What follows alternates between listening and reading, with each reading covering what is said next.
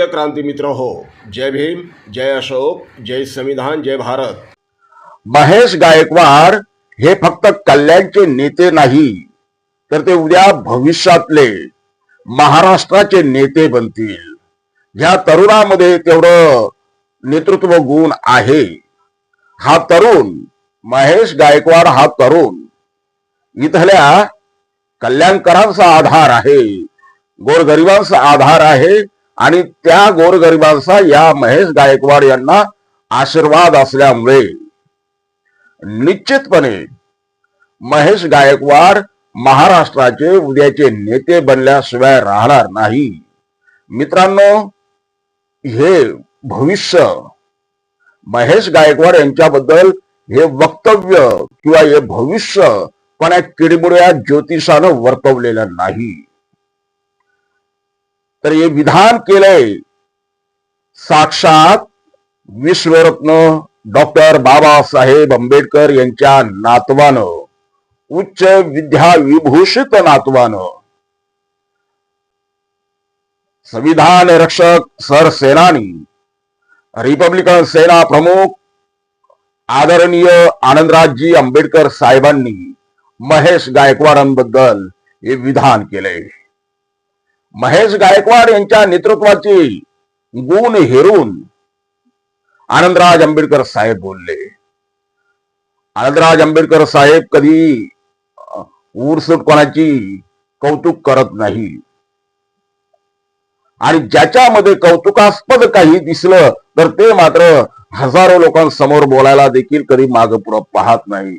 जाहीरपणे त्याची पाठ थोपटल्याशिवाय ते राहत नाही। कल्याणमध्ये आनंदराज आंबेडकर साहेब आले। महेश गायकवाड यांनी जो आपला कल्याण महोत्सव गेल्या 8 दिवसापासून त्या ठिकाणी भरवलेला आहे, कल्याणच्या 100 फुटी रोडवर, त्या महोत्सवाला भेट देण्यासाठी आनंदराज आंबेडकर साहेब आले। आनंदराज आंबेडकर साहेबांनी आल्याच्या नंतर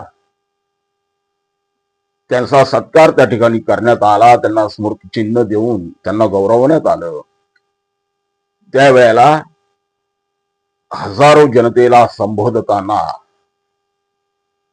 आनंदराज आंबेडकर साहेबांनी महेश गायकवाड यांच्याबद्दल हे वक्तव्य केलं।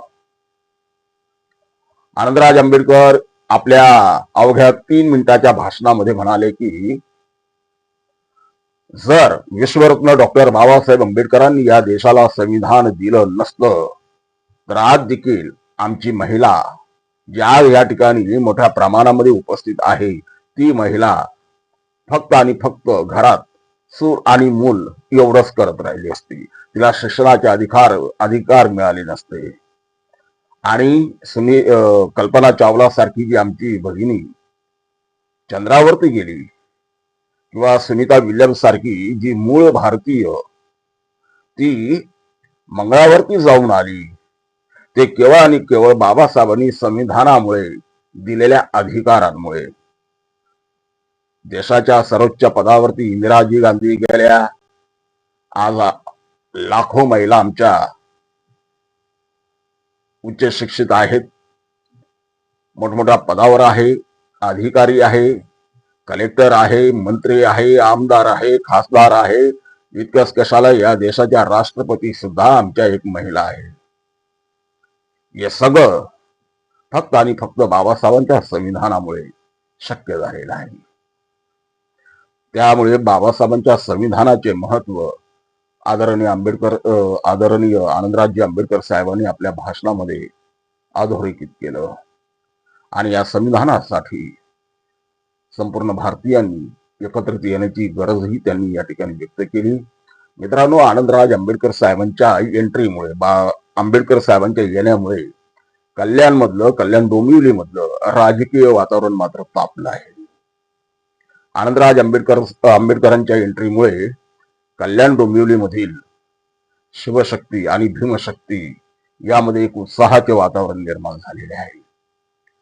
सगळीकडे कल्याण डोंबिवलीमध्ये सगळीकडे आनंदराज आंबेडकर साहेबांच्या येण्यामुळे शिवशक्ती भीमशक्तीचे वारे वाहू लागलेले आहे आणि निश्चितपणे आनंदराज आंबेडकर साहेबांच्या कालच्या येण्यामुळे